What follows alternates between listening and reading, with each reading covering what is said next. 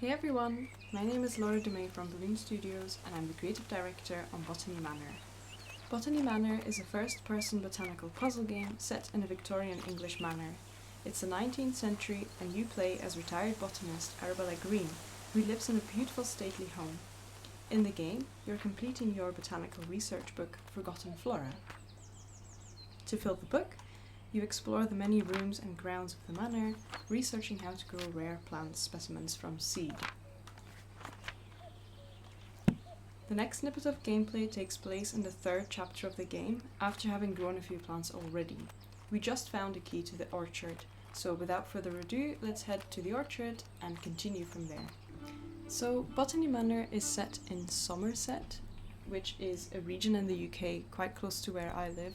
I live in Devon, but Somerset is particularly known for its apple production. It has loads of orchards and it creates cider, apple juice, any sort of apple products really. So we felt it was right to include an orchard in the manor. So right now we unlocked a new chapter and we also unlocked 2 new plants. So let's have a look at these plants of chapter 3. That's where we're at. So the first one in here is the Pixie Tears. And we have a little hint that says that this flower is closely associated with orchards. So this seems like a good starting point for us, and let's grow this plant. So the book also tells us that the seed packet is located in the orchard. And that's obviously where we are, so let's have a look around, see if I can find a seed packet. And I see something shimmery over there in the shed. So I'm going to open that and collect this seed packet. And there you go, we just collected the seed for the Pixie Tears. So let's have a look at that. So this is pot notes, notes on soil additives. Sometimes I need to add extra nutrition to the soil. I have found the following amounts to work best with my different pots. So this tells me that there is a particular amount of nutrition to be added to a pot, and the pots we have been using so far are the ones with the flower on it, and that asks for 97 grams of nutrition. But I'm not quite sure what this belongs to yet. I haven't really put it together with the Pixie Tears, so I'm just going to keep exploring the orchard. And here I can see a microscope set up. So Arabella seems to have been doing some research outside. Why not? It's a sunny day. Take your work outside, I'd say. I would definitely do the same. So let's have a look at what some of these clues are. So these are some microscope slides. This one is a specimen of the foxglove, and there is a sketch attached to it of a sort of cell structure with green dots in there. But I'm not quite sure what those dots are yet. But let's have a look at some of the other slides. So there's multiple sketches, all looking quite similar. This one is of the primrose. Let's have a look at this one, the springland shrub. And then what's this one? Aha, the Pixie Tears. So this is a plant we're trying to grow, and we can see that the sketch of this leaf doesn't have any of those green dots in, like the other ones. So this is now directly linking to the plant that I am growing. So I'm going to slot that in my book. Let's have a look at this bottle. Tincture of iodine. Perfect for preparing microscope slides. So this is an example of a clue where it isn't directly related to a plant. It isn't necessarily useful to solving the puzzle, but it gives a little bit more background on the time period or on Arabella or her environment, and that's what we would call a narrative clue. There's a book over here as well, so I'm going to have a look. And this is a book on chloroplasts. In the world of plants, the sun is the ultimate source of energy. Chloroplasts, small organelles inside the cells of a plant, are responsible for capturing the light from the sun and converting it into sugar through photosynthesis. So here we can see the sketch that is similar to the sketches we've seen on the slides, and now we know that those were chloroplasts.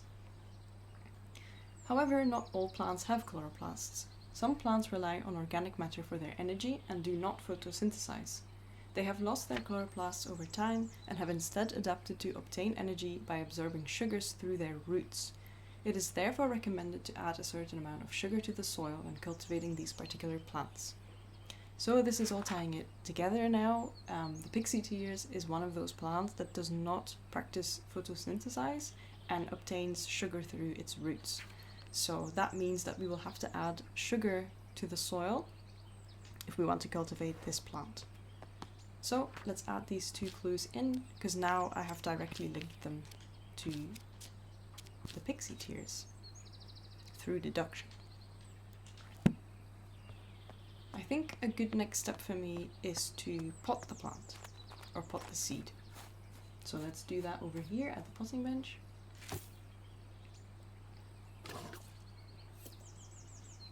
Add a bit of water. Perfect, and we've grown a tiny seedling of the Pixie Tears. So I'm going to take that pot with me and going to continue into a new area over here, which is the cider garden. A cider making and apple blending chart. Sugar, tannins and acid values given per single apple.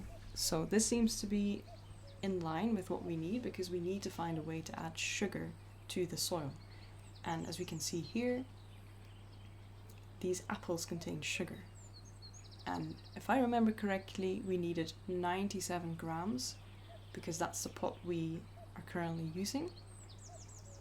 And so 97 grams, I can put that together by combining the knobby russet of 40 grams, the cat's head of 30 grams, and then the Merlin's mist of 27 grams.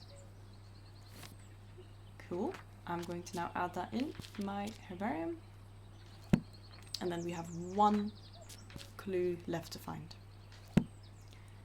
So there are some apples lying around that I can pick up and I can inspect them, but I don't know which one is the cat's head, I don't know which one is the knobby russet, so I'm not quite sure what to do with those apples yet. So I'm going to keep exploring. There are some more apples lying around.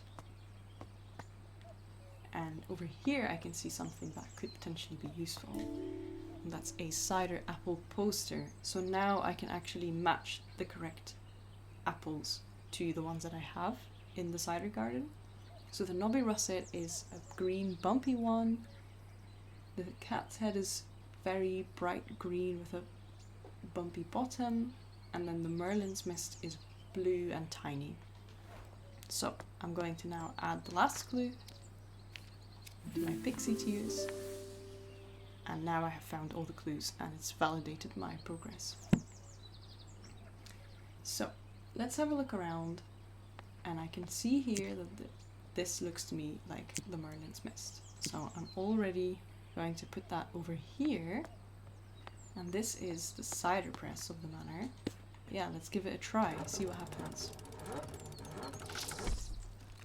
Okay, so yeah, now I get it. We need to place a pot here, and then it will catch the juice with the sugar from the apple. So let's take our pot that I placed here, and let's place it over here. And then we need to go and find those 3 apples that contain 97 grams of sugar. So we have this one, which was the cat's head. Then we have the Merlin's mist, the one we already found.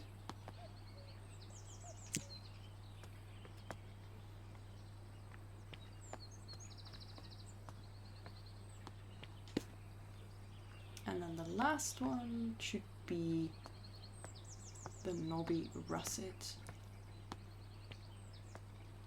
which I think is this one, because this looks like a bumpy knobby apple. Okay, so now I'm going to place that one on here as well. And then let's use the press and see what happens.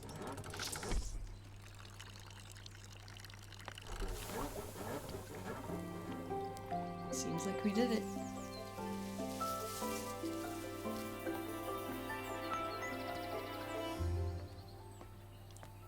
That was a little snippet of gameplay of Chapter 3 of Botany Manor. I hope you enjoyed coming along and growing the Pixie Tears together. Thank you so much for watching.